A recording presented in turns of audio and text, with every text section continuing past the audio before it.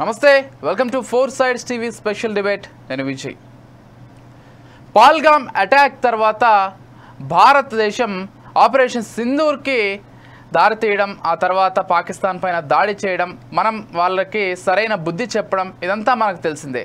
అయితే వాస్తవానికి ఆపరేషన్ సింధూర్ మొదలైనటువంటి ఆ రోజే భారతదేశ వ్యాప్తంగా అనేక జిల్లాల్లో మాక్ డ్రిల్ నిర్వహించడం జరిగింది ఆర్మీ. అయితే ఈ మాక్ డ్రిల్ నిర్వహించినప్పుడు దాదాపు ప్రపంచ ఫోకస్ కావచ్చు, లేకపోతే భారతీయుల ఫోకస్ కావచ్చు, మొత్తం మాక్ డ్రిల్ పైనే ఉంటుంది. కానీ అదే అదునుగా చూసి పాకిస్తాన్ పైన దెబ్బ కొట్టింది భారత్.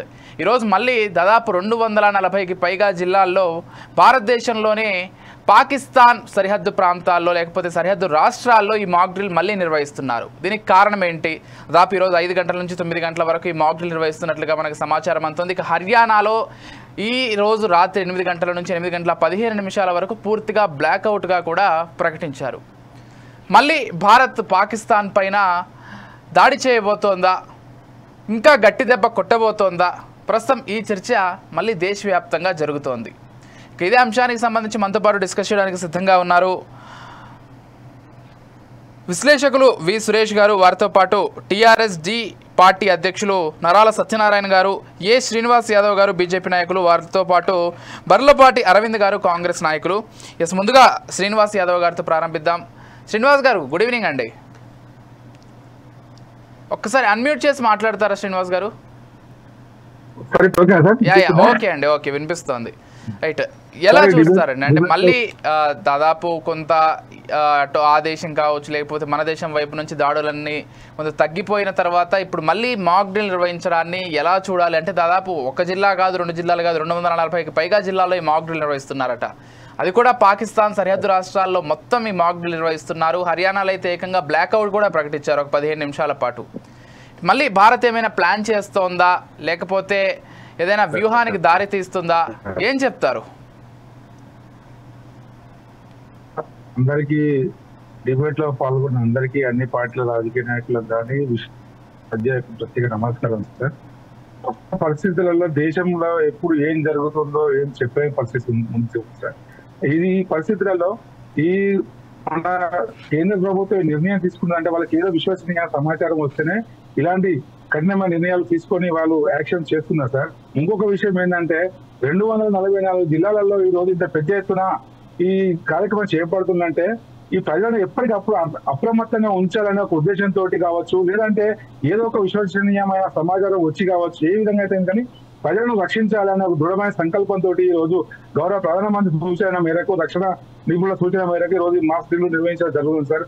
అంతేకాకుండా ప్రజలను ఎప్పటికప్పుడు కనురెప్పగా కాపాడుకునే గౌరవ ప్రధానమంత్రి నరేంద్ర మోడీ గారి కన్సర్న్లో మన సైన్యాలు ఎప్పటికప్పుడు పహార కాస్తూ ప్రతి క్షణం కూడా నిద్రాహారాలు మాని బార్డర్ లో ప్రతి సైనికుడు తన యొక్క వీలు నిర్వహించేటప్పటికనే మనం ఈ రోజు ఈ విధంగా ఉన్నాం సార్. ఇదే కార్యక్రమం ఇంకా చెప్పాలనుకుంటూ పోతే ఇంకొక చిన్న విషయం ఏంటంటే ప్రజలు ఇంత అప్రమత్తంగా ఈ విషయాలన్నింటినీ అభివృద్ధి చేస్తుంటే గౌరవ మన ప్రతిపక్ష నాయకులేమో దేశాన్ని అవమానపరిచే విధంగా వాళ్ళు మాట్లాడుతూ చాలా కించపరుస్తూ ఎన్ని రఫేల్ విభాగం కూలియో చెప్పాలని లెక్క చెప్పాలని చెప్పి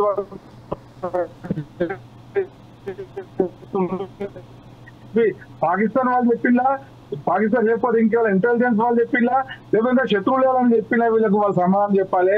ఈ రోజు మన గౌరవ ముఖ్యమంత్రి గారు సిగ్గు లేకుండా ఎన్ని రఫేల్ విమానాలు కూని అని చెప్పి గౌరవ ప్రధానమంత్రిని అడుగుతున్నాడంటే తన స్థాయి ఏంది, తానేంది, తను అడిగే నైతిక బాధ్యత ఎవరు కాదు సార్. ప్రతిపక్ష నాయకుడు అడిగిందంటే ఆయనకు కూడా కనీసం ఏ అవగాహన లేకుండా ఆయన కూడా ఎన్ని రఫేల్ విమానాలు కూలినాయి అనే క్వశ్చన్ వేయడం అంటే ఇది ఖచ్చితంగా దేశ ద్రోహమైన పార్టీగా మేము భావిస్తున్నాం సార్. అంతేకాకుండా ఈ రోజు మీరు ముఖ్యంగా అడిగిన క్వశ్చన్, ఈ రోజు ఈ యొక్క బ్లాక్అవుట్ ప్రకటించిన అంటే ఖచ్చితంగా ఏదో విశ్వసనీయమైన సమాచారము కేంద్ర ప్రభుత్వానికి ఈ బలగాలకు, రక్షణ బలగాలకు ఉండేప్పటికీ ఏదో విధమైన ప్లానింగ్ నడుస్తుందనేది మేము భావిస్తున్నాం సార్. రైట్, సో ఒకసారి సురేష్ గారితో మాట్లాడదాం. సురేష్ గారు నమస్తే అండి, good evening sir. Good evening sir. Yes, అంటే ఆపరేషన్ సింధూర్ ప్రారంభం అయ్యే ఆ రోజే వాస్తవానికి దేశవ్యాప్తంగా మాక్ డ్రిల్ నిర్వహించడం జరిగింది. అయితే ఆ తెల్లవారుజామున అటాక్ జరగడం పాకిస్తాన్ పైన, ఒక్కసారిగా ప్రపంచమే ఉలిక్కిపడ్డం భారత్ చేసినటువంటి అటాక్ తోటి మళ్ళీ ఒక మాక్ డ్రిల్ నిర్వహిస్తున్నారు ఇప్పుడు దాదాపు 240 జిల్లాలకు పైగా. సో ఎలా చూస్తారు, ఏం చెప్తారు? ఏదైనా ప్లానింగ్లో ఉందంటారా భారత ప్రభుత్వం, లేకపోతే ఏం చెప్తారు అసలు ఈ మాక్ డ్రిల్కి సంబంధించి? ముందుగా మిత్రులందరికీ గుడ్ ఈవినింగ్ సార్. ఏది ఏమైనా భారతదేశ సమగ్రతను క్వశ్చన్ చేసే ఎవరిపైనైనా కూడా భారతదేశం యొక్క సత్తా ఏంటిది అనేది చూపెట్టడానికి మన త్రివిధ దళాలు ఎప్పుడూ సిద్ధంగా ఉంటాయని మరొకసారి మొన్న పాకిస్తాన్ మీద అర్ధరాత్రి 9 చోట్ల ఎవరికి తెలియని సమయంలో, ఎవరికి తెలియకుండా దాడి చేయడం అనేది మనం చాలా గర్వంగా ఫీల్ కావాలి. 244 జిల్లాల్లో ఈరోజు మాక్ డ్రిల్ నిర్వహిస్తున్నారంటే సెంట్రల్ గవర్నమెంట్కి 100% ఏదో ఒక టిప్పు, అంటే మన దగ్గర ప్రపంచంలోనే అత్యంత నాణ్యమైన సైనికులు ఉన్నారు. అలాగే మనకున్న ఇన్పుట్స్ కానివ్వండి, ఇంటెల్ కానివ్వండి, దాని మీద బేస్ చేసుకునే ఈ రోజు ఆ 244 జిల్లాలో అంటే సరిహద్దులో ఎవరైతే ప్రజలు ఉన్నారో వారికి ఒక మాక్ డ్రిల్ చేయడం వల్ల ఏమవుతుందంటే రేపటి రోజు ఇమీడియట్ గా ఏదన్నా ఇబ్బంది అయినా కూడా, ఇమీడియట్ గా ఎటువంటి వార్ వచ్చినా కూడా వాళ్ళు దానికి సన్నద్ధం కావాలి, దానికి ప్రిపేర్ కావాలి. ఆ పరిస్థితులలో వాళ్ళు ఎలా కాపాడుకోవాలి అనే దాన్ని మీద దృష్టి పెట్టి ఈ రోజు సెంట్రల్ గవర్నమెంట్ వాళ్ళందరినీ ఒక హెచ్చరికగా, వాళ్ళందరికీ ఒక ప్రిపరేషన్గా చేయడం అనేది మనందరం చాలా అభినందించాల్సిన విషయం. ఇంకొక విషయం ఏంటంటే పాకిస్తాన్ ఎందుకు ఆపిల్లు, ఎందుకు యుద్ధం ఆపేసిల్లు అని ప్రతి ఒక్కరు మాట్లాడుతున్నారు. సరే, పెద్దలు ఏ రకంగా మాట్లాడుతున్నారు అనేది నాకు తెలియదు, కానీ అంటే నాకున్న నాలెడ్జ్ ప్రకారంగా నేను ఒక విషయం చెప్పగలుగుతా. యుద్ధం చేస్తే ఎంత చిన్న దేశమైనా, ఎంత పెద్ద దేశమైనా చాలా నష్టపోవాల్సి వస్తుందండి. 75 సంవత్సరాల నుంచి భారతదేశం ఇంకా డెవలపింగ్ కంట్రీ లాగానే ఉన్నది, డెవలప్డ్ కంట్రీ కాలే. అంటే దాంట్లో చాలా ఆస్పెక్ట్స్ ఉండొచ్చు, ఎన్నో కారణాలు ఉండొచ్చు, ఎన్నో పార్టీలు పరిపాలించి ఉండొచ్చు, అన్ని రకాలుగా సమస్యలు ఉండొచ్చు. ఏదేమైనా ఇంకా 75 సంవత్సరాల నుంచి భారతదేశం ఇంకా డెవలపింగ్ కంట్రీ, అభివృద్ధి చెందుతున్న దేశంగా ఉన్నది, చెందిన దేశంగా లేదు. ఇప్పుడు గాజా చూడండి, ఇజ్రాయెల్ చూడండి, రష్యా చూడండి, యుద్ధం చేస్తున్నాయి, దాదాపు సంవత్సర కాలం నుంచి యుద్ధం చేస్తున్నాయి. మనకన్నా ఎంతో advance country Russia. Even though 1 year నుంచి వాళ్ళు వార్ చేస్తున్నారు, ఇప్పటికి ఎండ్ కాలే. అంటే యుద్ధం అంటే ఏదో ఇట్లా తీసుకెళ్లి 4 బాంబులు వేసి 5 ఫైటర్లు వేసి 7 జెట్ విమానాలను పంపిస్తా అంటే కుదరదు. అది వాళ్ళ దగ్గర నుంచి కూడా మనకు థ్రెట్ ఉంటది. 500 డ్రోన్స్ మన మీద వాళ్ళు ప్రయోగించిన ఒక నైట్ లో. అంటే మనం ఎంత అక్యురేట్ గా మనం ఆపగలిగాం అనేది మనం చూడగలిగినాం. అన్ని రోజులు అన్ని సార్లు కుదరకపోవచ్చు కదా. సో యుద్ధం ఆపడం అనేది ఒక ఎత్తు. దౌత్యపరంగా ఇప్పుడు ఎంతైతే పాకిస్తాన్ను ప్రపంచ దేశాల ముందు ఒక దోషిగా నిలబెట్టడానికి మన సెంట్రల్ గవర్నమెంట్ అన్ని రకాలుగా ప్రయత్నిస్తుంది. దాన్ని మనం అందరం స్వాగతించాలి. అపార్ట్ ఫ్రమ్ ది పార్టీలకు సంబంధం లేకుండా మన సమగ్రతకు, మన భద్రతకు ఎటువంటి ప్రాబ్లం వచ్చినా కూడా మన అందరం ఏకతాటిపై ఉండి మనం సెంట్రల్ గవర్నమెంట్కి సపోర్ట్ చేయాలనేది నా ఉద్దేశం అండి. Yes, so definitely yes. ఒక్కసారి మనం సత్యనారాయణ గారితో మాట్లాడదాం. సత్యనారాయణ గారు నమస్కారం అండి. నమస్తే అన్న. నమస్తే అంటే చెప్పండి పర్లేదు. అంటే భారతదేశం 6 రాష్ట్రాలలో, అంటే పాక్ సరిహద్దు రాష్ట్రాలు 6 రాష్ట్రాలు ఉన్నాయి. పంజాబ్ కానీ, హర్యానా కానీ, రాజస్థాన్ కానీ, గుజరాత్ కానీ, చండీగఢ్ కానీ, జమ్మూ కాశ్మీర్ రాష్ట్రాలు. ఈ 6 రాష్ట్రాలతో పాటు 244 జిల్లాలలో మాక్ డ్రిల్స్ ఎందుకు నిర్వహిస్తున్నది భారత ప్రభుత్వము అనేది ఒక ఆలోచన చేస్తే, అంటే ఉగ్రవాదాన్ని అణిచివేయడానికి, ఈ ఉగ్రవాదాన్ని పూర్తి స్థాయిలో తుంగలో తొక్కడానికి ఇదొక ఆపరేషన్ సింధూర్ను భారత్ ఒక అవకాశంగా సద్వినియోగం చేసుకుంటుందని చెప్పవచ్చు. ఎందుకంటే యుద్ధ సమయాల్లో ప్రజలను సమాయత్తం చేయడానికి, ఒక యుద్ధ సైరన్ వస్తే ప్రజలను ఏ విధంగా అప్రమత్తం చేయాలి అనే విషయంలో భారత్ ఇంతకంటే మంచి సమయం రాదు అని ఆలోచిస్తుంది. ఎందుకంటే ప్రపంచ దేశాలైన అమెరికా మన భారతదేశానికి, పాకిస్తాన్కు మధ్య సమన్వయం చేశామని చెప్తుంది. మరి ఐక్యరాజ్య సమితి కూడా ప్రపంచ దేశాలన్నీ కూడా యుద్ధ వాతావరణ పరిస్థితులకు దూరంగా ఉండాలని చెప్తున్నాయి. కానీ ఆ ప్రాతిపదికను చూస్తే నియమ నిబంధనలకు కట్టుబడని దేశం ఏదైనా ఉందంటే భారతదేశంలో ఒక పాకిస్తాన్ ఒక్కటే. మరి సరిహద్దు జిల్లాలలో సరిహద్దు రాష్ట్రాల్లో మాక్ డ్రిల్ నిర్వహించడం వల్ల ఈ ఉగ్రవాదులకు వెన్నులో వణుకు పుట్టి వెనక్కు తగ్గే అవకాశం ఉంటుంది. అరే భారత్ మీద దాడులు చేయాలంటే పాకిస్తాన్ భయభ్రాంతులకు లోనయ్యే అవకాశం ఉంటుంది. ఎందుకంటే ఇప్పుడు అమర్నాథ్ యాత్ర కూడా ప్రారంభమవుతుంది, లక్షలాది మంది భక్తులు వస్తున్నారు. ఈ సమయంలో మాక్ డ్రిల్ అనేది నిర్వహిస్తే పాక్ ఉగ్రవాదులను అరికట్టవచ్చు, పాక్ ఉగ్రవాదుల్ని భూస్థాపితం చేయొచ్చు. ఇది ప్రపంచ దేశాలకు ఒక హెచ్చరిక. ఎందుకంటే ఉగ్రవాద సంస్థలను ఏ దేశాలైతే ప్రోత్సహిస్తున్నాయో, ఉగ్రవాద స్థావరాలను ఏ దేశాలైతే కాపాడుతున్నాయో, ఉగ్రవాద సంస్థల యజమానులను ఏ దేశాలైతే కాపాడుతున్నాయో ఆ దేశాలకు హెచ్చరిక జారీ చేయాలి. ఈ ఆపరేషన్ సింధూర్ని ఆదర్శంగా తీసుకొని మన భారతదేశంలో మాక్ డ్రిల్ నిర్వహిస్తే ప్రజలు సమాయత్తం అవుతారు. దేశ ప్రజలందరికీ కూడా భారత ప్రభుత్వం ఒక మంచి శుభ సందేశాన్ని అందించినట్లుగా ఉంటుంది. భారతదేశ సార్వభౌమత్వ సమగ్రత్వాన్ని కాపాడినట్లుంటుంది. ఎందుకంటే భారతదేశాన్ని మన భిన్నత్వంలో ఏకత్వం ఉన్నాం. భిన్నత్వంలో ఏకత్వం ఉన్న ఏకైక దేశం భారతదేశం. భారతదేశంలో అనేక కులాలు, అనేక మతాలు, అనేక జాతులు, అనేక వర్గాలు ఎటువంటి భావ భేషజాలు లేకుండా జీవిస్తున్నారంటే అది భారతదేశం యొక్క సార్వభౌమత్వం, సమగ్రత. అటువంటి జాతీయ ఔన్నత్యం కలిగిన భారతదేశంలో ఈ ఉగ్రవాదం అనేది ముఖ్యంగా జమ్మూ కాశ్మీర్, పంజాబ్ సరిహద్దు రాష్ట్రాలను చూసుకున్నట్లయితే ఇక్కడే ఉగ్రవాదం అనేది మితిమీరి పెరుగుతుంది. దానికి కారణం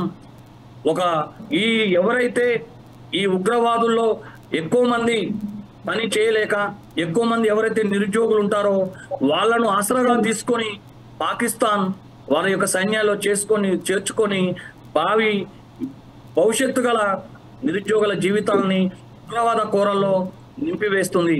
కాబట్టి ప్రపంచ దేశాలు కూడా ఒక్కటే విషయాన్ని గుర్తుపెట్టుకోవాలి, మన భారతదేశం భిన్నత్వంలో ఏకత్వం ఉన్న ఏకైక దేశం. కాబట్టి ఈ ఉగ్రవాదాన్ని నిర్మూలించాలంటే తప్పనిసరిగా ప్రభుత్వానికి చేయూతగా భారతదేశ ప్రజలు కూడా అండగా నిలబడాల్సిన అవసరం ఉన్నది. అందుకే భారత్ యుద్ధ సమయాల్లో అననుకూల పరిస్థితుల్లో ప్రజలను అప్రమత్తం చేయడానికి బహుశా భారత ప్రభుత్వం మాక్ డ్రిల్ చేస్తున్నట్లుగా ఇంటెలిజెన్స్ నిఘా వర్గాల యొక్క సమాచారాన్ని బట్టి తెలుస్తున్నది. ఎస్, ఒకసారి అరవింద్ గారితో మాట్లాడదాం, కాంగ్రెస్ పార్టీ నుంచి. అరవింద్ గారు నమస్తే అండి. ఎలా చూస్తారండి, అంటే ప్రస్తుతం ఉన్నటువంటి పరిస్థితుల నడుమ మళ్ళీ మాక్ డ్రిల్ నిర్వహించడం అంటే మరొక విషయం కూడా చర్చకు వస్తోంది. ట్రంప్ చేసిన వ్యాఖ్యల్ని కానీ, లేకపోతే ఇటు అంతర్జాతీయ వేదిక పైన మనమే గెలిచామనో, లేకపోతే ట్రంప్ వ్యాఖ్యల్ని తిప్పికొట్టడమో జరగలేదనేటువంటి చర్చ కూడా వస్తోంది. సో వీటన్నింటికి ఏం చెప్తారు, ఎలా చూస్తారు?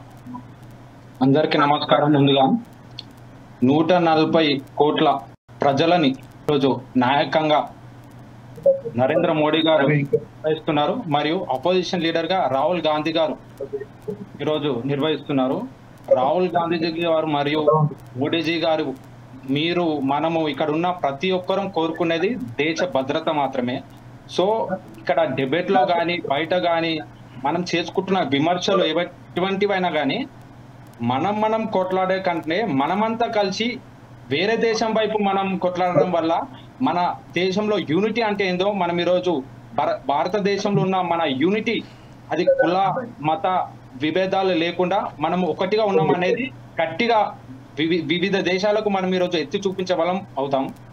మీరు ఇప్పుడు ట్రంప్ గారి గురించి మాట్లాడుతూ ఉంటే, నరేంద్ర మోడీ గారి స్నేహితుడైన ట్రంప్ గారు వారు ప్రెస్ మీట్ పెట్టి మరి నేను పంచాయత్ తెప్పేసిన, 2 దేశాల వారిగా నేను మాట్లాడేసేసిన అని చెప్పేసి వారు మాట్లాడుకుంటూ వచ్చినప్పటికీ వారు మాట్లాడిన తెల్లారే మళ్ళీ డ్రోన్స్ అనేది ఎగరడం జరిగింది. అంటే మోడీ గారు గత కొన్ని సంవత్సరాలుగా పర్యటిస్తున్న విదేశాల్లో వారు పెట్టుకుంటున్న పరిచయాలు ఏవటివన్నీ ఈరోజు ఎంతవరకు పనిచేస్తున్నాయి మనకు అనేది మనం ప్రశ్నించాలి. ఇంకోటి, మాక్ డ్రిల్స్ ఎలా జరుగుతున్నాయి దేశంలో అని మనం మాట్లాడుకొస్తే అంటే వారు చేస్తున్న మాక్ డ్రిల్స్ వేరే వేరే రకాలు అవేర్నెస్ అనేది ఇస్తున్నప్పటికీ పోలీస్ వారికి కూడా మనము పెద్దగా వాళ్ళకి అవేర్నెస్ ఇవ్వాల్సి ఉంటుంది. ఎందుకంటే ఇక్కడ జరుగుతున్న దేశ భద్రతలో ప్రతి ఒక్కరికి కొత్త, ప్రతి ఒక్కరి భయమాందోళనతోనే అందరూ గురవుతున్నారు. మనం ఎంతవరకు వారికి అర్థమయ్యేటట్టు తెలియజేస్తున్నాం అనేది చాలా ముఖ్యం. ఇక్కడ పిల్లలు కానీ, రైల్వే స్టేషన్స్ కానీ, స్కూళ్ళలో కానీ, ఎమర్జెన్సీ ఫైర్స్ కానీ మనం ఏ రకంగా ఇంకెక్కువ వాళ్ళకి అందుపరిచేలా చేస్తున్నామని. అంటే సోషల్ మీడియాకి వచ్చేసరికి చాలా బాగా జరుగుతున్నాయని వినిపిస్తున్నాయి తప్ప హైదరాబాద్ లో జరిగిన మాక్ డ్రిల్స్ ఎంతవరకు అంటే నేను చెప్పే విషయం ఏంటంటే చేస్తున్న పని అనేది సక్రమంగా చేయాలి. ఇంకా ఇంకా ఇంకా ప్రజలకి, పిల్లలకి, స్కూల్లో ఉన్నటువంటి హాస్పిటల్స్ కి సో అన్ని రకాలుగా ఎమర్జెన్సీ ఒక యాక్షన్ టీమ్ అనేది ఎమర్జెన్సీ ఉండాలి. ఇప్పుడు మనం యూజ్ చేస్తూ ఉంటాం సోషల్ మీడియా, ఏ విధంగా మనం యూజ్ చేస్తూ ఉన్నాం, ఎంత మంచిగా యూజ్ చేస్తూ ఉన్నాం. ఇంకో ముఖ్యమైన విషయం ఏంటంటే నరేంద్ర మోడీ గారి గుజరాత్ లో సొంత గుజరాత్ సంబంధించి నేషనల్ సెక్యూరిటీ అనే ఇన్ఫర్మేషన్ అంటే పాకిస్తాన్ గూఢాచారి అయినటువంటి సహదేవ్ అనే ఒక వ్యక్తి కేవలం 40,000కి మాత్రమే ఇన్ఫర్మేషన్ అనేది వేరే దేశ అంటే పాకిస్తాన్ కి ఇన్ఫర్మేషన్ ఇవ్వడం వల్ల మన దేశ భద్రత ఏమైపోతుంది అని ఈరోజు బీజేపీ నాయకులను ప్రశ్నిస్తా ఉన్నా. ఏంటంటే ఆ జ్యోతి మల్హోత్రా యూట్యూబ్ ఒక్క నిమిషం అండి, ఒక్క నిమిషం దయచేసి ఇతర గెస్టులు మ్యూట్ లో పెట్టుకోండి. కైండ్లీ జ్యోతి మల్హోత్రా గారు కానీ, దేవేందర్ గారు కానీ లేదనా మనము దేశ భద్రతల్లో మొత్తం వహించేది నరేంద్ర మోడీ గారు. సెక్యూరిటీ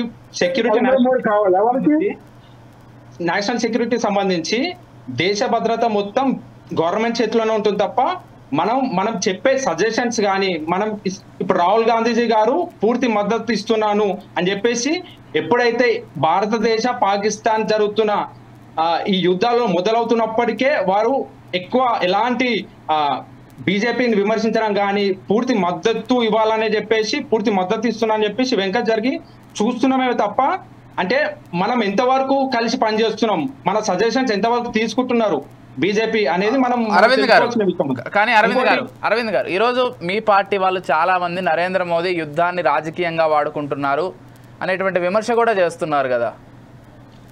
ఇంకోటి గతంలో కార్గిల్ 1971 ఇందిరాగాంధీ గారి నాయకత్వంలో పనిచేసినప్పుడు తుపాకీలు లేకుండా 93,000 Pakistan soldiers were arrested by Indira Gandhi. మొత్తం 93,000 సోల్జర్స్ ని లొంగ తీసుకొని మోకాల మీద కూర్చోబెట్టి మరి వారు ఆ రోజు నాయకత్వం వహించడం జరిగింది. అంటే ఆ రోజు పరిస్థితులు ఎలా ఉన్నాయి, ఈ రోజు పరిస్థితులు ఎలా ఉన్నాయి అనేది మనం గమనించాల్సిన విషయం. చెప్పండి. మీరు అందరూ 100% కరెక్ట్ సార్. పాకిస్తాన్ సైనికులను 90,000 మంది లొంగ తీసుకున్నారు. మన సైనికులను పాకిస్తాన్ ఎంత మంది లొంగ తీసుకున్నది, వారు ఇప్పటి వరకు కూడా వాళ్ళ అడ్రస్లు లేవు. ఆ ఇందిరాగాంధీ గారు ఏం చేసినా ఒకసారి కాంగ్రెస్ వాళ్ళు చెప్పాలి సార్. గౌరవంగా పాకిస్తాన్ వాళ్ళు మనం వాళ్ళ ఇంటికి పంపించడము, మనలో అరెస్ట్ చేసిన పాకిస్తాన్ ఏ ఒక్కరైనా మన ఇంటికి పంపించిందా? వాళ్ళ అడ్రస్లు ఇప్పటి వరకు లేవు. దానికి ఎవరు బాధ్యులు చెప్పగలుగుతారు సార్ కాంగ్రెస్ వాళ్ళు? చెప్పండి.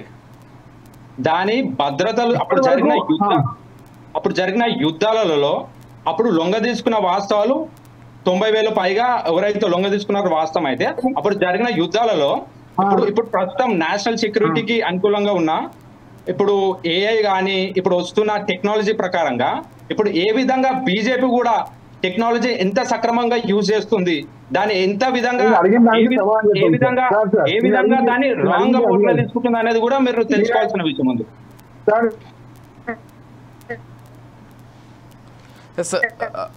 బీజేపీ 90,000 మంది పాకిస్తాన్ సైనికులను లొంగ తీసుకున్నారు, కరెక్ట్ అది. కానీ మన భారత సైనికులు అరెస్ట్ చేసిన పాకిస్తాన్ నుంచి ఇప్పటి వరకు వాళ్ళు ఎంతమంది అరెస్ట్ చేసింది? దాదాపు సుమారుగా 20,000 మంది అరెస్ట్ చేసిండ్రు. ఈ రోజు వరకు కూడా వాళ్ళ అడ్రస్ ఇది అఫీషియల్ డేటా శ్రీనివాస్ గారు ఇది అఫీషియల్ డేటా ప్రకారం చెప్తున్నారా లేకపోతే? అఫీషియల్ డేటా ఈ రోజు వరకు కూడా పాకిస్తాన్ అరెస్ట్ చేసిన ఒక్క సైనిక అడ్రస్ లేదు సార్. ఈ రోజు వరకు కూడా. ఇప్పుడు కాంగ్రెస్ ఈ బ్రదరే చెప్పిండు తుపాకు లేకుండా యుద్ధం చేస్తారు, తుపాకు లేకుండా యుద్ధం చేస్తారు సార్ ఎక్కడన్నా. మొన్న జరిగిన వాస్తవాలలో చాలా మందిని ఉగ్రవాదులని అర్థం చేసింది వాస్తవం మాట్లాడుకుంటున్నాము. కానీ వారి పూర్తి వివరాలు కూడా ఇంతవరకు బీజేపీ ప్రభుత్వం తెలియజేయలేదు. మొన్న జరిగిన ఉగ్రవాదుల దాడిలో కూడా చాలా మందిని హతమార్చడం అనేది వాస్తవంగా చెప్పుకొస్తున్నప్పటికీ కూడా వాళ్ళ పూర్తి వివరాలు కూడా బీజేపీ గవర్నమెంట్ ఎలా జరిగింది అనేది కూడా పూర్తి వివరాలు తెలియపరచలేదు అఫీషియల్ గా. శ్రీనివాస్ గారు ఏం చెప్తారండి? మనం చెప్తామా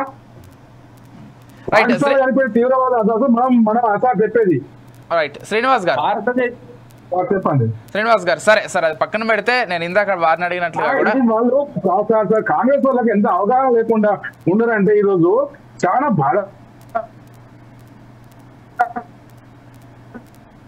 శ్రీనివాస్ గారు మీ ఆడియో డిస్టర్బ్ అవుతుంది, సిగ్నల్ లేనట్లుగా ఉంది అక్కడ. కొద్దిసేపటి తర్వాత మాట్లాడదాం. ఈ లోపు ఒక్కసారి సురేష్ గారితో మాట్లాడదాం. సురేష్ గారు వినిపిస్తోందా? వినపడుతుంది సార్. సురేష్ గారు అంటే ఒక పక్క యుద్ధ వాతావరణం ఉంది, మరో పక్క యుద్ధానికి సంబంధించి రాజకీయం కూడా నడుస్తోంది. బీజేపీ వాళ్ళేమో అనవసరమైనటువంటి రాద్ధాంతం చేస్తున్నారు, ప్రతిపక్షాలు యుద్ధానికి సంబంధించి ఒక్కటిగా లేకుండా వాళ్ళంటుంటే, ఇతర పక్షాలేమో బీజేపీ రాజకీయంగా వాడుకుంటోంది ఈ అంశాన్ని, ఇది ఎంతవరకు కరెక్ట్ అనేటువంటి విషయాన్ని వాళ్ళు కూడా హైలైట్ చేస్తున్నారు. అసలు మీ అభిప్రాయం ఏంటి? అసలు రాజకీయం అనేది అవసరమా ఇక్కడ? సార్ ఎక్కడ కూడా Bharatiya Janata party NDA government కొట్లాడిందని ఎక్కడ చెప్పలేదు సార్. వివిధ అది మన సైనికులు కొట్లాడిండ్రు, ఫౌజీ కొట్లాడింది, ఇండియన్ ఆర్మీ కొట్లాడింది. మీకు పేపర్ అంటే మన దాన్ని ఏమంటారు మీ మీడియా కూడా ఎవరు వచ్చి చెప్పిండ్రు సార్? ఎవరు వచ్చి చెప్పిండ్రు? బీజేపీ లీడర్లు వచ్చి చెప్పిండ్రా? శ్రీనివాస్ గారు ఒక్క నిమిషం మాట్లాడివ్వండి. ఫౌజీ కొట్లాడుతుంది, ఏది పోయినా ఏ దేశంలో ఫౌజీ కొట్లాడుతుంది, ఫౌజీలే కొట్లాడుతారు, ఇండియన్ ఆర్మీ కొట్లాడుతుంది, నేవీ కొట్లాడుతుంది. ఇంకొక విషయం సార్, ఇంకొక విషయము, కార్గిల్ యుద్ధం అప్పుడు అది జరిగింది ఇది జరిగింది, 93,000 మంది సైనికులను పట్టుకున్నారు. ఇదంతా అంటే సరే ఎవరి పార్టీ వాళ్ళు చెప్పుకుంటారు. యాజ్ పర్ పేపర్ అంటే గూగుల్ సెర్చ్ చేయండి సార్, మీరు ఇంకేమైనా సెర్చ్ చేయండి. ఒక్క నిమిషం ఆగండి శ్రీనివాస్, వినండి సార్, చెప్పనివ్వండి. మన ఇండియన్ సోల్జర్స్ 527 మంది మాత్రమే చనిపోయారని అధికారిక లెక్కలు ఇచ్చారు. వాళ్ళు పాకిస్తాన్ నుంచి అంటే యాక్చువల్ గా పాకిస్తాన్ మేము కొట్లాడలేదని చెప్పింది, మా సైన్యం కాదు అదే అని చెప్పింది పాకిస్తాన్ వాళ్ళు క్లియర్ గా. ఎన్ఎల్ఐ అని వాళ్ళకి ఏదైతే ఒక సైనిక అంటే పాకిస్తాన్కి సైనిక సంబంధం లేని ఒక ఎన్ఎల్ఐ అనే సైన్యం కొట్లాడిందని అప్పుడు చెప్పిళ్ళు. సరే అది పాకిస్తాన్ కొట్లాడిలా వాళ్ళు కొట్లాడిలా అనేది తర్వాత ఇష్యూ. కానీ సరే ఒకటి భారతీయ జనతా పార్టీ క్రెడిట్ తీసుకుంటుంది, క్రెడిబిలిటీ తీసుకుంటుంది అంటే ఆబ్వియస్ గా ఏ పార్టీ ఉంటే ఏ పార్టీ ఉన్నప్పుడు ఆ పార్టీ వాళ్ళు కామన్ గా చెప్పుకుంటారు సార్, అది ఉన్నదేనే. ఇప్పుడు అరవింద్ గారు చెప్పినట్టు ఎప్పుడో ఇందిరాగాంధీ గారి పీరియడ్ లో ఉన్నది ఇప్పుడు కూడా సార్ చెప్తున్నారా లేదా? అవును. అలాగే ఇప్పుడు జరిగేది ఎవరి అండర్ లో జరుగుతుంది? ఎన్డీఏ గవర్నమెంట్ అండర్ లో జరుగుతుంది. ఆబ్వియస్లీ వాళ్ళు చెప్పుకుంటారు ఇది మేం చేసినాం అది మేం చేసినాం, మేము చేయడం వల్లనే పాకిస్తాన్ వెనుకకు పోయింది, లేకపోతే పాకిస్తాన్ మేము ఓడించినాం, పాకిస్తాన్ భయపెట్టించినాం అని చెప్పుకుంటారు. అది ఉన్నదే సార్, అది కాదు సమస్య, అది కాదు సార్ ఇప్పుడు టాపిక్. భారతదేశాన్ని ఎలా కాపాడుకోవాలి బయట నుంచి, అలాగే ఇంటర్నల్ ఉన్న ప్రాబ్లమ్స్ లో మన అకౌంటబిలిటీ ఏంది, మన రెస్పాన్సిబిలిటీ ఏంది, మనం ఏం చేయగలుగుతాం, ఒక సామాన్య పౌరునిగా ఒక సమాజానికి మనం ఏం చేయగలుగుతాం, మనం నిజంగానే మాట్లాడుతున్నామా లేకపోతే మాట్లాడిన దానికి ఏమైనా సమాజానికి ఉపయోగపడుతున్నామా, సమాజానికి ఉపయోగపడేట్టు ఏమైనా చేయగలుగుతున్నామా? ఇప్పుడు మార్క్ డ్రిల్ చేస్తుండ్రు, అరవింద్ గారు చెప్పినట్టు ఓన్లీ ఉత్తుత చేస్తుండ్రు, పైన చేస్తుండ్రు అంటే దాంట్లో జనరల్ గా పబ్లిక్ ఇన్వాల్వ్మెంట్ ఎంత అవుతుండ్రు, వాళ్ళు అకౌంటబిలిటీగా తీసుకొని రెస్పాన్సిబుల్ గా తీసుకొని వాళ్ళు ఎంతవరకు నిజంగానే మార్క్ డ్రిల్ చేస్తే రేపటి రోజు ఏదైనా అది పెద్ద ప్రాబ్లం వస్తే, ఇమీడియట్ ప్రాబ్లం వస్తే మాది మేము రక్షించుకోగలుగుతాం. అందుకే గవర్నమెంట్ మాకు ఇది ఒకటి పెట్టింది, ఇది ఒక ట్రైనర్ పీరియడ్ గా పెట్టింది, దీంట్లో మేము పాల్గొనాలని ఎంతమంది వస్తున్నారు.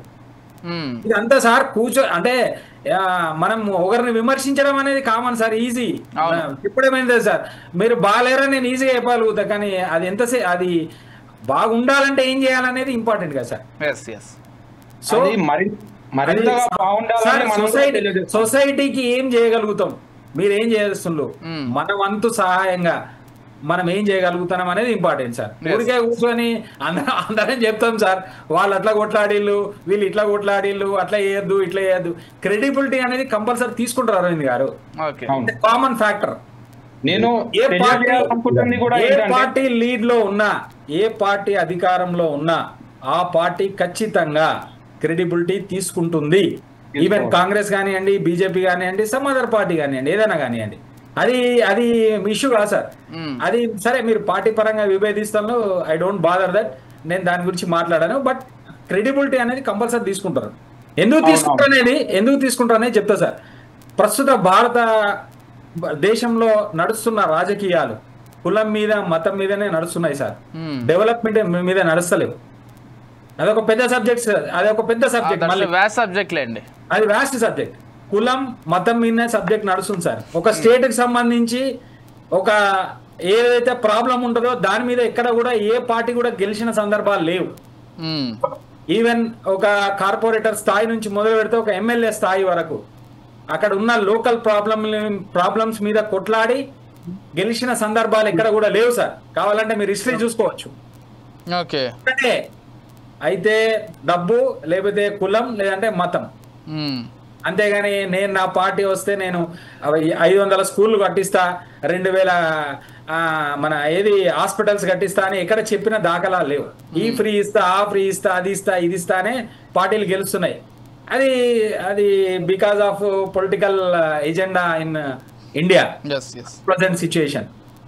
అంటే మరొక అంశం సురేష్ గారు, మీరు చెప్పిన వాస్తవం నేను ఒప్పుకుంటాను. ఏంటంటే నేను ఏం తెలియజేస్తున్నా అంటే ఇది ఒక సజెషన్ లా కూడా తీసుకోవచ్చు. ఎందుకు మాక్ డ్రిల్స్ లో ఉత్సాహంగా ప్రజలు పాల్గొనట్లేదు అనే ఒక ప్రశ్న. ఉత్సాహంగా పాల్గొనడం వల్ల జరుగుతున్న కొన్ని చిన్న చిన్న తప్పులు ఏంటివి అని నేను తెలియజేశాను అంతే. ఎంతవరకు తెలియజేస్తున్నారు? ఎమర్జెన్సీ మీకు ఒకటి చెప్తా అరవింద్, ఐఫోన్ కొత్త ఫోన్ రిలీజ్ అవుతుందంటే ఇదే పబ్లిక్ రోజుల తరబడి లైన్ లో నిల్చొని ఐఫోన్ కోసం కొనడానికి లైన్ లో ఉంటారు. జయంతి, వివేకానంద జయంతి, గాంధీ గారి జయంతి ఆగస్ట్ 15, జనవరి 26 అంటే పబ్లిక్ ఎంత మంది పాల్గొంటారో చెప్పండి మీరు. దాని ఆకర్షణ మీరు చెప్తేనో, పలానా నరేంద్ర మోదీ గారు చెప్తానో, రాహుల్ గాంధీ గారు చెప్తానో, పలానా రేవంత్ రెడ్డి గారు చెప్తానో, బండి సంజయ్ గారు చెప్తానో వచ్చేది కాదు. ఇది ఎవరికి వారికి రావాలా. ఇది మనది, మన దేశం, మన సమాజం, మన కంట్రీ అనేది రావాలి. అంతేగాని ఒకరు చెప్తే వస్తుందా సార్? మాక్ డ్రిల్ జరుగుతుంది నీ పక్కన అంటే నిన్ను పిలిస్తేనే నువ్వు పోతావా? గవర్నమెంట్ పెద్ద పెద్ద యాడ్లు ఇస్తుంది, పేపర్లో చెప్తుంది, సోషల్ మీడియాలో చెప్తుంది, టీవీలలో చెప్తుంది, పలానా రోజు పలానా టైంలో మీ ఏరియాలో మాక్ డ్రిల్ ఉంటుంది, మీరు వచ్చి పాల్గొనండి. ఎంతమందికి అవగాహన ఉంటుంది అసలు? ఎంతమంది అవగాహన చేసుకునే ప్రయత్నం చేస్తారు? అవగాహన అదే ఐఫోన్ వస్తుంది, కొత్త సినిమా వస్తుంది అంటే మీరు అంటే వాళ్ళు చెప్తేనే, అంటే డైరెక్టర్ హీరోలు వచ్చి చెప్తేనే మీరు వచ్చి లైన్ లో నిల్చుంటారా? ఇదే పబ్లిక్ అదే కదా. అకౌంటబిలిటీ లేదు సార్. ఫస్ట్ ఆఫ్ ఆల్ మన సొసైటీలో ఎవరికి కూడా రెస్పాన్సిబిలిటీ అనేది లేదు. ఏమైనా ఇంకోరిని దుమ్మెత్తి పోయాలి, ఇంకోరిని వేలెత్తి చూపేయాలి, ఇదే పని. ఇది మారనంత సేపు ఇది ఇంతే ఉంటాం సార్. అంతే. ఇండియన్ సిటిజన్ గా పార్టీలకు అతీతంగా, పార్టీలు 100 ఉంటాయి సార్. భారతదేశాన్ని 600-700 సంవత్సరాలు పరాయి వాళ్ళు పరిపాలించింది. ఈవెందో సార్ హిందూ సంస్కృతి, హిందూ నాగరికత అనేది మన బ్లడ్లకి వెళ్ళి ఎవరు తీసేయలేకపోయింది. అవును, ఇది అందరి జగమెరిగిన సత్యం, దీన్ని ఎవరు కాదనలేరు. అలాగే సార్ అప్పుడున్నంత అకౌంటబిలిటీ, అప్పుడున్నంత రెస్పాన్సిబిలిటీ ఇప్పుడున్న జనాలకు లేరు. ఇప్పుడు అంతా ప్రొద్దున లేస్తే ఎవరి భార్య పిల్లలు వాళ్ళ కోసమే జీవించడం అనేది సహజం అయిపోయింది.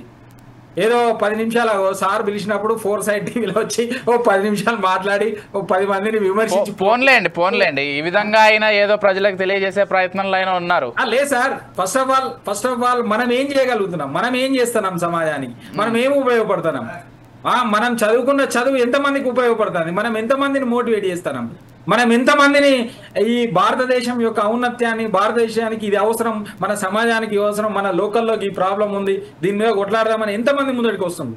రైట్. లేదు కదా సార్. ఏమైనా పార్టీలు, కాంగ్రెస్ వాళ్ళు బీజేపీలను తిట్టుడు, బీజేపీ వాళ్ళు బీఆర్ఎస్ తిట్టుడు, తిట్టుడు, ఇదే సరిపోతుంది. అంటే సబ్జెక్టు మీరు మాట్లాడే వాళ్ళ శాతం కరెక్టే, కానీ సబ్జెక్ట్ వేరు. దాని మీద అంటే కొంచెం అవగాహన అంటే జనరల్ గా మాట్లాడొచ్చు. అంటే నేను మీరు అన్నది 100% కరెక్టే. బట్ ఏంటంటే మన 140 కోట్ల జనాభా ఉంది కాబట్టి అందరు అవేర్నెస్ చేయలేము, అందరు దేశభక్తులు చేయలేము, అందరు తీవ్రవాదులు చేయలేము. సమ్ ఉంటది. ఈ 140 మంది కోట్లలో కనీసం ఓ 4-5 కోట్లు దేశభక్తులు ఉంటారు, ఓ 1 కోటి మంది దేశద్రోహులు ఉంటారు, మీరు సామాన్య పౌరులు ఉంటారు. వీళ్ళు ఇన్ఫాక్ట్ అనేది దాని మీద ఉంటది. ఇప్పుడు అందరిని అంటే ఇది కామన్ సార్, ప్రతి ఒక్కరు దేశం గురించి పట్టించుకొని ప్రతి ఒక్కరికి గవర్నమెంట్ అట్లా కాదు. నేను ఎవరిని వేలెత్తి చూపట్లేదన్నా. నేను ఒకటే చెప్తున్నా.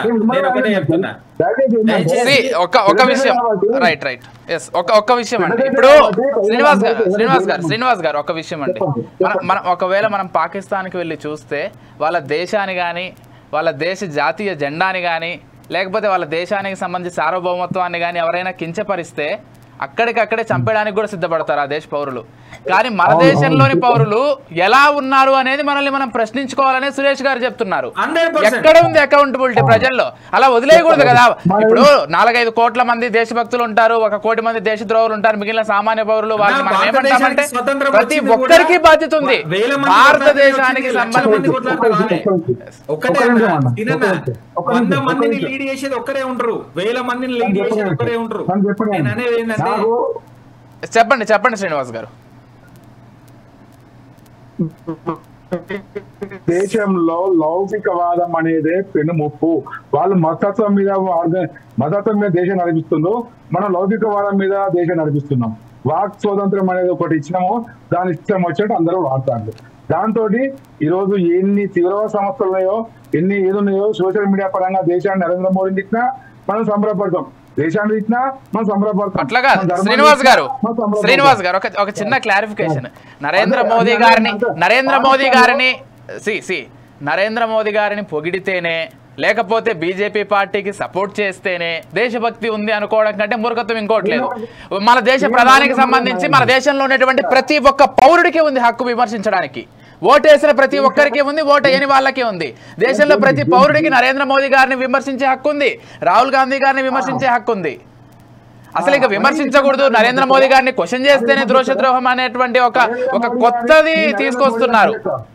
దయచేసి మీరు నరేంద్ర మోడీ గారు అనలేదు, దేశ చట్టాలను అంటున్నా. లేదు మీరే ప్రస్తావించారు. వాళ్ళని అన్నా కానీ సంబరపడిపోతారంటే నరేంద్ర మోడీ గారిని అనలేదు. రాహుల్ గాంధీ గారిని అంటే, రాహుల్ గాంధీ గారు ఇప్పుడు రఫేల్ విమానాలు లెక్క చెప్పాలంటే ఎక్కడి నుంచి ఆయన కూలిపోయిన ఇన్ఫర్మేషన్ ఎవరు ఇచ్చిందని చెప్పి అంటున్నాం. మీరు అట్లా కాదండి, మీరు అధికారంలో ఉన్నారు, ఒక విచారణ కమిటీ చేపించి ఎలా మీరు కామెంట్ చేశారని ఎందుకు విచారించట్లేదు? మిమ్మల్ని వాళ్ళు విమర్శిస్తారు, వాళ్ళని మిమ్మల్ని విమర్శిస్తారు, ఇంతవరకు ఆగిపోతుంది ఎందుకు? అధికారంలో ఉండేది మీరే కదా. ఎలా రాహుల్ గాంధీ గారు మీరు ఇట్లాంటి ఇన్ఫర్మేషన్ తెలుసుకోగలిగారు? మీకు ఏమైనా ఉగ్రవాదులతో సంబంధం ఉందా అని ఒక విచారణ కమిటీని వేసి విచారించవచ్చు కదా. ఎందుకు విచారించలేకపోతున్నారు? ఎందుకు క్వశ్చన్ చేసే వరకు ఆగిపోతుంది? ఈ పుండు మీద కారం చల్లుతారా? ఈ పుండు మీద కారం చల్లి ఇంకా దాన్ని అజేయమంటారా సార్? అది వదిలేసేయండి. అంటే మరి ఇప్పుడు క్వశ్చన్ మాత్రం ఎందుకు అంటున్నా?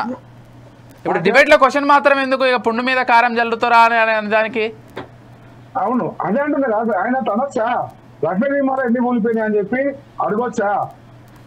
అది అడగొచ్చా సార్? అధికారం ఉన్నది. ఇంకో దేని మీద అడగండి.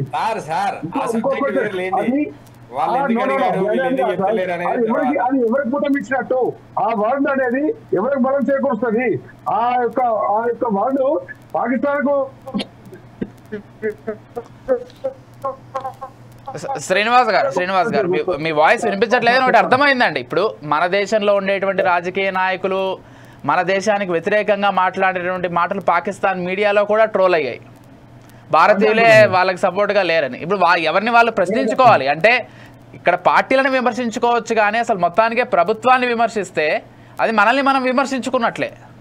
ఆ విషయాన్ని అందరూ గుర్తుపెట్టుకోవాలి డెఫినెట్గా. సో ఒకసారి సత్యనారాయణ గారితో మాట్లాడదాం ఒక అంశానికి సంబంధించి. సత్యనారాయణ గారు, అన్నా అంటే ఒక విషయం అంటే మనం ఇంత గట్టిగా యుద్ధం చేశాం, పాల్గామ్ అటాక్ని ఖచ్చితంగా తిప్పికొట్టాము, పాకిస్తాన్ వాళ్ళకి సరైన బుద్ధి చెప్పాము, వాళ్ళే మన కాళ్ళ దగ్గరికి వచ్చి యుద్ధాన్ని ఆపండి అని వేడుకునేలా చేశాం. కాకపోతే అంతర్జాతీయ వేదిక పైన భారత్ని అమెరికా బెదిరిస్తే వాణిజ్యపరంగా మేము చేయూతనేమో ఇప్పటి నుంచి అని ట్రంప్ వ్యాఖ్యానించేంత వరకు ఎందుకు వెళ్ళింది? ఎందుకు మనం దాన్ని తిప్పికొట్టలేకపోతున్నాం? అంతర్జాతీయ వేదిక పైన ఈరోజు వాస్తవానికి భారత్ పాక్ యుద్ధాన్ని అమెరికానో లేకపోతే ఇంకా ఇతర దేశం ఆప్తి ఆగిందనేటువంటి సిచ్యువేషన్ వచ్చింది. వాస్తవానికి పాకిస్తానీ ఆర్మీ కావచ్చు, పాకిస్తానీ ప్రభుత్వం కావచ్చు వేడుకుంటే ఆపిన యుద్ధం ఇది. అంతర్జాతీయ వేదిక పైన అలా ఎందుకు లేదు అన్నా? ఇప్పుడు ప్రపంచ దేశాలన్నీ చూసుకున్నట్లయితే మంది పార్లమెంటరీ తరహా ప్రభుత్వం, ప్రపంచ దేశాలన్నీ కూడా అధ్యక్ష తరహా ప్రభుత్వాలు. అయితే మీరు చెప్పిన వాస్తవాలు ఒక విషయాన్ని గ్రహించాలి. వాణిజ్య వ్యాపార సంబంధాలు ఎప్పుడు కొనసాగుతాయి? దేశాల మధ్య మంచి సంబంధాలు ఉన్నప్పుడు వాణిజ్య వ్యాపార ఒప్పందాలు కొనసాగుతాయి. వాస్తవంగా అమెరికా అగ్రరాజ్యం ఏం చేసింది? ఈ భారతదేశానికి పాకిస్తాన్కు నేను పెద్దన్న పాత్ర పోషిస్తానని చెప్పి వెంటనే ట్రంప్ ఒక ప్రకటన చేశాడు. నేను రాత్రి మాట్లాడాను ప్రధానమంత్రితో, ఇరు దేశాల ప్రధానమంత్రులతో మాట్లాడాను, రక్షణ శాఖ మంత్రులతో మాట్లాడాను, యుద్ధం ఆగిపోయిందని చెప్పారు. అయితే ఇక్కడ ట్రంప్ ఇంకొక విషయాన్ని తెలియజేశారు. నేను ఒక విషయాన్ని స్పష్టంగా చెప్పాను, వ్యాపార సంబంధాలు కొనసాగాలంటే నేను చెప్పినట్లు వినాల్సిందే అని ట్రంప్ యొక్క అహంకార భావం అనేది ఇక్కడ తేటతెల్లమైంది.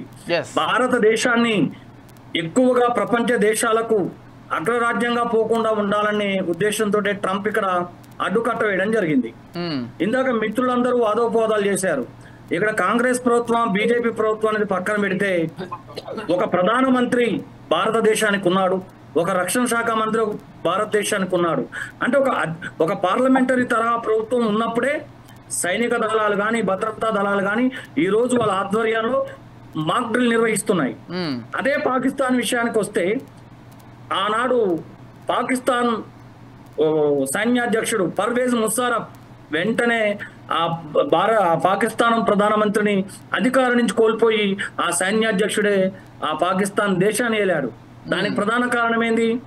పార్లమెంటరీ తరహా ప్రభుత్వం ఉన్నటువంటి భారతదేశం చాలా ఐక్యంగా, చాలా నిజాయితీగా ఉంటుంది. కానీ ఈ అధ్యక్ష తరహా ప్రభుత్వాలు ఏమైతుంది? అక్కడ అధ్యక్షుడు చెప్పిందే ఏకైక రాజ్యం, ఏకైక వాక్యం. కానీ మన భారతదేశం అట్లా కాదు. మన భారతదేశంలో ప్రతిపక్షాలు ఉంటాయి, ప్రతిపక్షాల సూచనలు సలహాలు తీసుకోవాలి. ఒక నష్టం వచ్చినా అట్లా కాదు సత్యనారాయణ. మరి ఆ విధంగా కంపేర్ చేసుకున్నట్లయితే ఇప్పుడు చైనా కూడా అధ్యక్ష తరహా వ్యవస్థతోటే నడుస్తోంది. అమెరికా లాంటి అగ్రరాజ్యాన్ని సైతం ఎదిరించి మేమే ప్రపంచంలో అగ్రరాజ్యంగా ఉంటాం, అసలు మీ మాట మేమెందుకు వినాలి, మా బార్డర్ విషయాల్లో కావచ్చు, మా అంతర్గత విషయాల్లో కావచ్చు అని ఎదిరించి వాళ్ళు ఒక టాప్ కంట్రీగా ఉంటున్నారు. ఇప్పుడు మనం కంపారిటివ్లీ చైనాతో కంపేర్ చేసుకుని ముందుకెళ్లాల్సి ఉంటుంది, కానీ పాకిస్తాన్తో కంపేర్ చేసుకొని ఇంత చాలే అని సాటిస్ఫై అయ్యేటువంటి విషయం ఉండకూడదు కదా అనేది నా అభిప్రాయం. మీరు చెప్పింది కరెక్టే. చైనా ఇప్పుడు ప్రపంచ రాజ్యాలలో అత్యధిక జనాభా కలిగిన దేశం చైనా.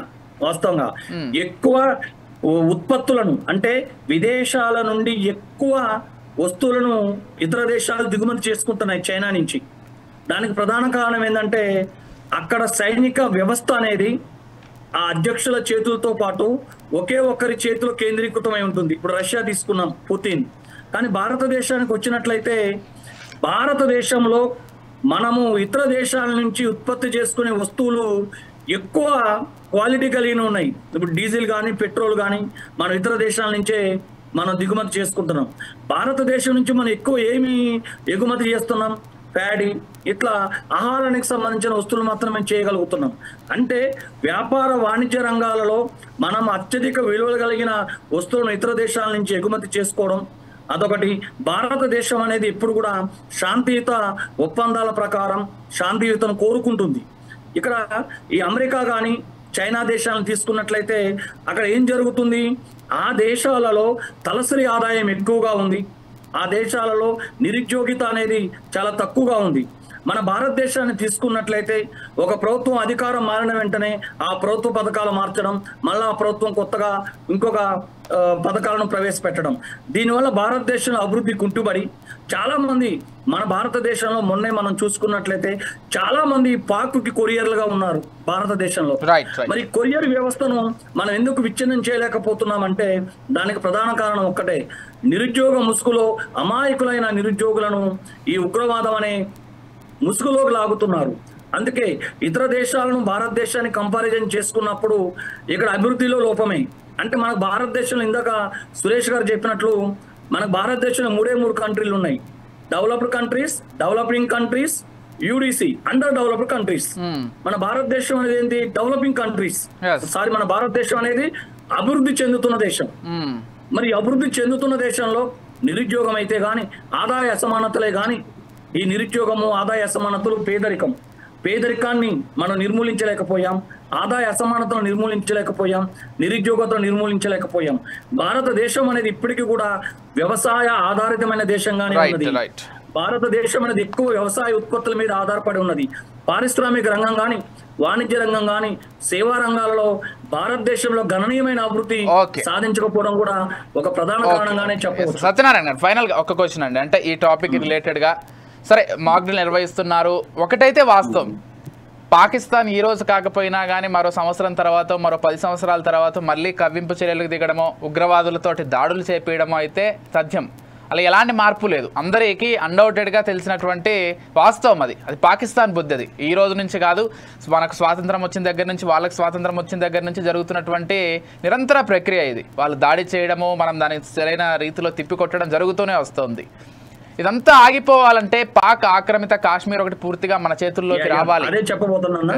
దాన్ని ఎలా ముందుకు వెళ్తే బాగుంటుంది ఇప్పుడు అయినా అన్న? ఇప్పుడు భారత్ మాక్ డ్రిల్ నిర్వహించడం అనేది పాకిస్తాన్కి వెన్నులో వణుకు పుట్టించే అంశం, భారతదేశ ప్రజలకు ఆత్మవిశ్వాసాన్ని పెంపొందించే అంశం, ప్రతిపక్షాలందరూ కూడా కలిసి వచ్చే అంశంగా నేను పరిగణిస్తున్నాను. ఎందుకంటే ఈ రోజున సంక్షోభ సమయంలో అన్ని పార్టీలు రాజకీయాలకు అతీతంగా ఏకం కావాలి.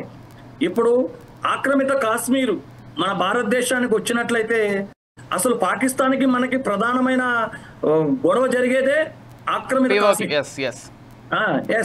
ఆ కాశ్మీర్ ఎందుకు మనం స్వాధీనం చేసుకోలేకపోతున్నాం అనేది ఇక్కడ ఏకైక ప్రశ్న. అయితే ఆక్రమిత కాశ్మీర్ను మనం భారతదేశంలో విలీనం చేసుకున్నట్లయితే ఈ సమస్యకు ముగింపు అనేది దొరుకుతుంది. మరి ప్రతిపక్షాలు అదే విధంగా అధికార పక్షం రెండూ కూడా కలిసికట్టుగా ఈ విషయంలో ముందుకు పోతున్నట్లయితే తప్పనిసరిగా దీనికి పరిష్కార మార్గం జరుగుతుంది. ఆనాడు ఉన్న జవహర్లాల్ నెహ్రూ నుంచి ఈనాడున్న ప్రధానమంత్రి మోడీ వరకు ఈ జమ్మూ కాశ్మీర్ విషయంలో నిరంతరం శ్రమిస్తూనే ఉన్నారు. కానీ అక్కడే ఉగ్రవాదం పుట్టడానికి ప్రధాన కారణం ఈ జమ్మూ కాశ్మీర్లోనే ప్రధానంగా ఈ ఉగ్రవాదం అనేది ఆవిర్భవించింది. అందుకే ఆక్రమిత కాశ్మీర్ను మన భారతదేశంలో విలీనం చేసుకోవడమే దీనికి ఏకైక పరిష్కార మార్గం. ఇది తొందరలోనే నెరవేరుతుందని కూడా విశ్వసిస్తున్నాను. ఈ రోజున లాస్ట్ విషయం, ఈ రోజున మాక్ డ్రిల్ నిర్వహిస్తున్నాం అనేది ఒక పాకిస్తాన్ ఉగ్రవాద దేశానికి హెచ్చరిక కాదు, ప్రపంచ దేశాలలో ఉన్న అన్ని ఉగ్రవాద సంస్థలకు కూడా ఇది ఒక హెచ్చరికే. భారతదేశం మీద యుద్ధాన్ని జరిపించాలంటే మన వల్ల కాదు. ఇది భారతదేశం 140 కోట్ల మందున అతిపెద్ద స్వతంత్ర ప్రతిపత్తి గల దేశం కాబట్టి ఈ యుద్ధ సమయాల్లో వాళ్ళు మాక్ డ్రిల్ నిర్వహించడం అనేది భారత ప్రభుత్వం ముమ్మాటికి చాలా గర్వపడే విషయం. దీనివల్ల ఉగ్రవాద సంస్థలు, ఉగ్రవాద ఏజెన్సీలు వెనక్కిపోయే అవకాశం అనేది ఉంటుందని ఖచ్చితంగా చెప్పగలను. ఓకే సత్యనారాయణ గారు. ఎస్ అరవింద్ గారు, మీరేం చెప్తారండి? ఎటువంటి నిర్ణయాలు తీసుకుంటే ఇప్పటికైనా కానీ పాకిస్తాన్ వైపు నుంచి దాడులు కావచ్చు, ఉగ్రదాడులు కావచ్చు ఆగే అవకాశం ఉంది? ఏం చేస్తే బాగుంటుంది భవిష్యత్తుకు సంబంధించి? ఈ డిబేట్ వేదికగా నేను ఈరోజు అందరికీ తెలియజేయాలనుకుంటుంది ఏంటంటే, పార్టీలు అతీతంగా మనం భారతదేశం ఎవరితో యుద్ధం చేసినా కూడా మనం సక్రమంగా మన పూర్తిగా ఇండియన్ సోల్జర్స్ పైన ఆధారపడింది. మన భారతదేశంలో అతిపెద్ద ఇండియన్ ఫోర్స్, నేవీ ఫోర్స్ మనకు అన్ని రకాలుగా ఉన్నప్పటికీ వాళ్ళ బాధ్యతలు కూడా మన కోసం వాళ్ళు మనం తిండి తింటున్నాం, మనశాంతిగా పడుకుంటున్నాం అంటే కేవలం వాళ్ళ గురించి మాత్రమే మనం ఈరోజు ఆలోచిస్తా ఉన్నాం. ప్రభుత్వం కూడా వాళ్ళపై ఇప్పుడు ఇండియన్ ఆర్మీలో పనిచేస్తున్నప్పుడు ఎగ్జాంపుల్ అస్సాంలో బార్డర్ లో పనిచేస్తున్న ఒక వ్యక్తి మోహన్ అని చెప్పేసి మన మీడియా ముందుకు రావడం జరిగింది. నా భూ సమస్యకి అంటే వాళ్ళకి మనం పూర్తిగా ల్యాండ్ రైట్స్ ఇవ్వాలి, పూర్తిగా పెన్షన్ రైట్స్ ఇవ్వాలి, ఆల్ సర్వీసెస్. మెయిన్ గా వాళ్ళ మీద పడుతున్న ట్యాక్సెస్ అంటే మనం సాధారణంగా సిటిజన్ గా మన మీద పడుతున్న ట్యాక్సెస్ ఎలా పడుతున్నాయో వాళ్ళ మీద కూడా అదే ట్యాక్సెస్ పడుతున్నాయి. ఇది ఎత్తేయాలి. దీన్ని పూర్తిగా తీసేసి జవాన్లకు మనం పూర్తి రెస్పెక్ట్, లవ్, పూర్తిగా వాళ్ళకి మనం సపోర్ట్ ఇస్తూ ఇది పార్టీలు అతీతంగా ఈ ప్రభుత్వం తీసుకోవాల్సిన నిర్ణయంగా నేను భావిస్తున్నాను. రైట్.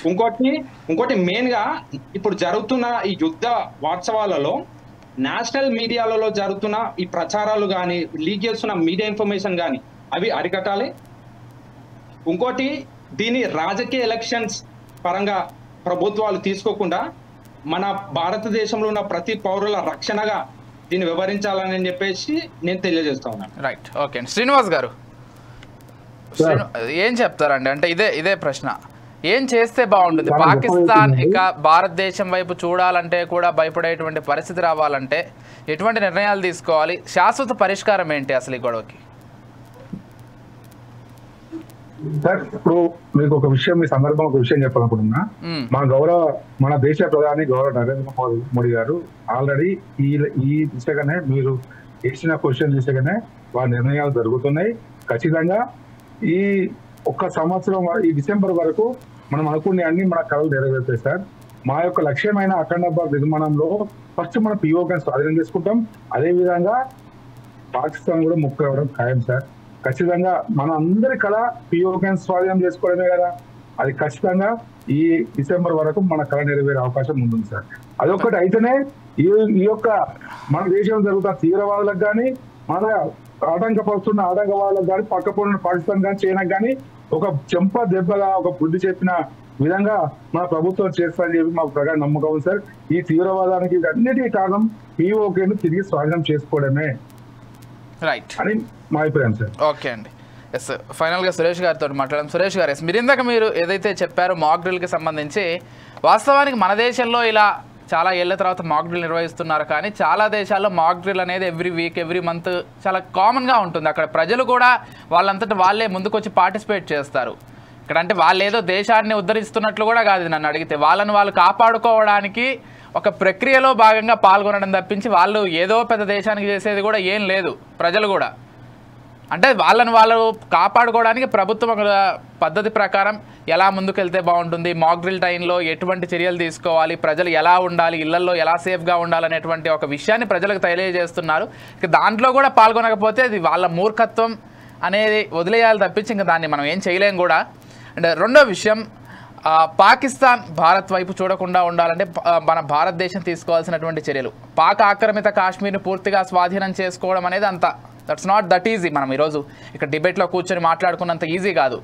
అమెరికా లాంటి అగ్రరాజ్యాలు పైకి మాకు అన్ని దేశాలు ఒకటే, భారతదేశంతో మేము దోస్తీ ఉన్నామని చెబుతున్నప్పటికీ అంతర్గతంగా వాళ్ళు పాకిస్తాన్కి ఏ విధంగా సపోర్ట్ చేస్తున్నారో మనం గతంలో చూసాము. మొన్నటి ట్రంప్ వ్యాఖ్యల తర్వాత కూడా మళ్ళీ స్పష్టంగా అర్థమైంది. కాబట్టి వాటన్నింటినీ ఎదుర్కొని మనం నిలబడగలిగితేనే అదంతా కూడా సాధ్యమవుతుంది. సో శ్రీనివాస్ గారు చెప్పేది ఏంటంటే ఈ డిసెంబర్లో పగిపోతుందని, but I don't think so. సరే, హోప్ఫుల్లీ అయితే మంచిదే. సో మీరేం చెప్తారు, అసలు ఇది సాధ్యమేనా? పిఓకేని ఇండియా తీసుకుంటుందా లేదా అనే దాని మీద చెప్తా సార్.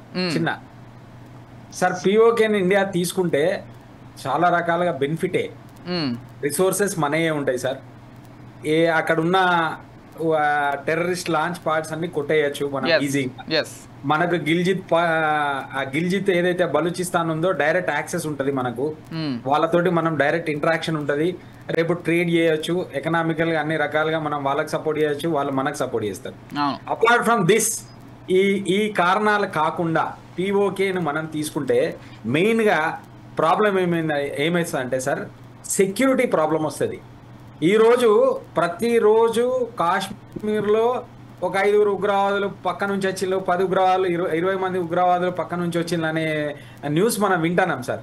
అటువంటిది ఒక ప్లేస్లో ఉన్న కొన్ని వేల మందిలో ఎంతమంది టెర్రరిస్ట్ గ్రూప్కి చెందిన వాళ్ళు, స్లీపర్ సెల్స్ ఉన్న వాళ్ళు అనేది ఎవరు ఐడెంటిఫై చేయలేరు సార్. ఏ కంట్రీ ఇంటెలిజెన్స్ కూడా అంత పర్ఫెక్ట్గా చేయలేదు. రేపు మనతోటి మనం ఏదైతే యాక్సెస్ ఉంటుందని మనం అనుకుంటున్నామో వాళ్ళు కూడా మనతోటి అంత ఈజీగా యాక్సెస్ ఉంటుంది మనకు. వాళ్ళు కూడా మనకి ఎక్కడికంటే అక్కడికి రావచ్చు.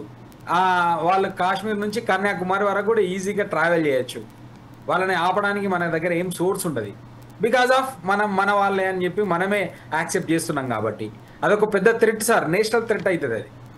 సో దానికి కూడా డిప్లొమాటిక్గా సెంట్రల్ గవర్నమెంట్ ఆలోచించే, ఇప్పుడు శ్రీనివాస్ గారు అన్నట్టు సరే డిసెంబర్ వరకు అవుతుందా లేకపోతే నెక్స్ట్ వరకు అవుతుందా తెలియదు సార్, బట్ దాని మీద కూడా బాగా ఆలోచించాలి సార్.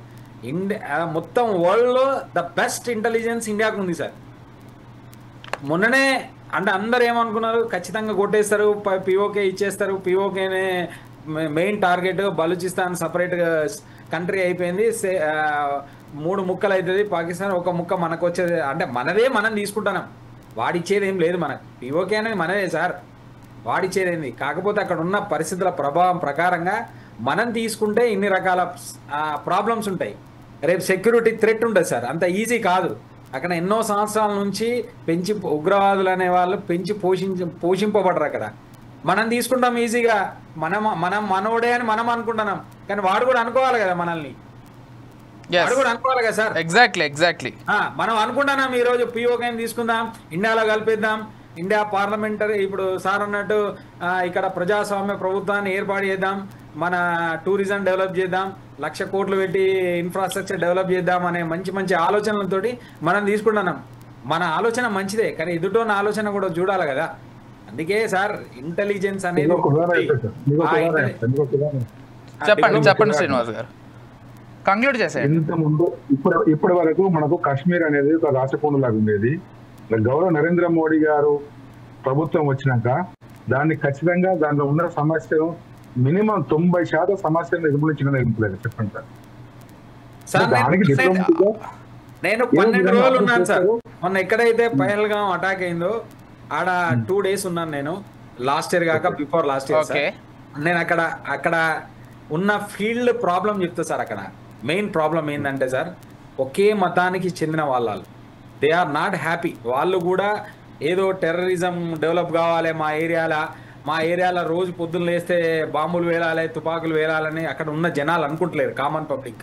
ఇప్పుడు ఈరోజు సార్ బిఫోర్ కాశ్మీర్ ప్రాబ్లము ఏదైతే ఇప్పుడు జరిగిన ప్రాబ్లంకు 5 కోట్ల మంది టూరిజం అంటే ఎవరైతే విజిటింగ్ చేద్దామని అనుకున్నారో కాశ్మీర్లో వాళ్ళందరూ డ్రాప్ అయింది సార్. డ్రాప్ అయితే ఎవరికి నష్టం సార్? అక్కడ ఉన్న జనాలకు, టెర్రరిస్ట్లకు కాదు, కాశ్మీర్ కాదు, పీఓకేలో ఉన్న ఉగ్రవాద. సరే కంక్లూడ్ చేసేయండి సురేష్ గారు, టైం అయిపోయింది. లోకల్లో ఉన్న పబ్లిక్ ఏమంటారు, రేపటి రోజు సీనన్న పోయిండు, అరవింద్ పోయిండు, సందన్న పోయిండు, లేకపోతే నేను పోతే అక్కడ ఎవరికి సార్ బెనిఫిట్? ఒక హోటల్ తీసుకుంటాం, ఒక రెస్టారెంట్కి వెళ్తాం. దీనివల్ల సార్ వాళ్ళని ఎడ్యుకేట్ చేయాలి. ఫస్ట్ ఆఫ్ ఆల్ అక్కడ ఉన్న లోకల్ ఎడ్యుకేట్ చేసి ఆ ఎడ్యుకేషన్ ఎట్లా మోటివేట్ చేయాలి. ఓకే, హ్యాపీ అండి, స్వాధీనం చేసుకుంటే హ్యాపీయే. వాస్తవ పరిస్థితుల గురించి మాట్లాడుతున్నాం అంతే. కశ్మీర్ విషయంలో గవర్నమెంట్ ఏం చేసిందో అదో చూసినాం కదా, కొంత మెరుగుపడదా పర్లేదా? శ్రీనివాస్ గారు, మీరు అంటున్నట్లుగా ఇప్పుడు ఆర్టికల్ 370 రద్దు అనేది ఖచ్చితంగా బీజేపీ ప్రభుత్వం తీసుకుంది, దాన్ని అందరూ అప్రిషియేట్ చేయాల్సిందే.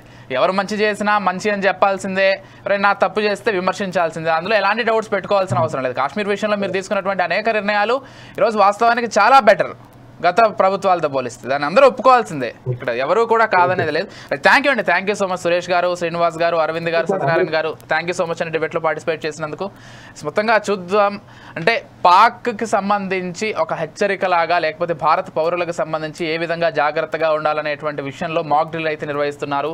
దేశంలోని కొన్ని ప్రాంతాలు దాదాపు 240 జిల్లాలకు పైగా ఈ మాక్ డ్రిల్ అయితే నిర్వహణ జరుగుతోంది. శాశ్వత పరిష్కారం దిశగా ప్రభుత్వం ఏ ఆలోచన చేస్తుంది అనేది మాత్రం ఖచ్చితంగా ముఖ్యమే.